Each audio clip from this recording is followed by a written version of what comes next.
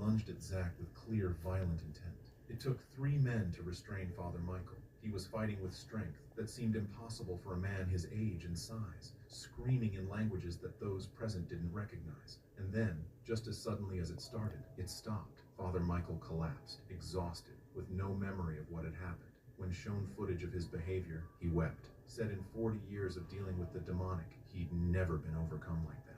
Never lost control. Never felt something take him over so completely and so quickly. That incident changed the entire investigation. This wasn't going to be a standard Ghost Adventures episode where they captured some EVPs and thermal anomalies. This was actively dangerous. Whatever was in that house wasn't just present. It was aggressive, intelligent, and powerful enough to overcome even people who'd spent their lives fighting demonic forces. Zach made the decision to continue, but with enhanced protocols. More protection, more precautions, shorter exposure times for crew members. But the damage, he later realized, was already done. The moment they entered that house, something attached itself to the investigation, and it wasn't going to let go. Over the weeks of investigation, the Demon House stopped being just a location and became something more like a living, malevolent presence that seemed to target anyone who entered. Crew members started experiencing problems that extended beyond the investigation period. Whoever died, nightmares, sleep whoever that is, that's sudden health their issues house. with no medical explanation,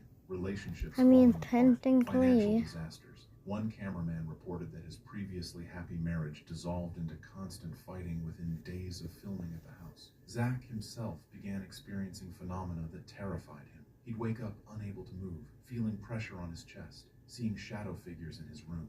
Equipment in his own home began malfunctioning, and then came the physical symptoms. His vision started deteriorating in ways that doctors couldn't explain. He developed diplopia, permanent double vision, that required him to wear prism glasses for the rest of his What's life. Medical double? examinations found no cause, no injury, What's no double vision? disease, You no see genetic 2 of condition. everything. His eyes had simply Oh. stopped working. It's bad. Zach has been adamant in They give interviews instant that his migraines. vision problems are directly connected to the Demon House. He points out the timing, the sudden onset during filming, the lack of medical explanation. Skeptics argue correlation doesn't prove causation, that medical issues can develop spontaneously. But Zach knows what he experienced, and the vision damage is permanent, undeniable proof that something happened to him during that investigation, something that left lasting physical harm. But the scariest incidents didn't happen to Zach. They happened to people who were just doing their jobs, who had no belief in the paranormal, who were simply working on a film production. A local man hired to help with some repairs at the house became violently ill after spending a few hours there. He ended up hospitalized with organ failure that doctors couldn't explain,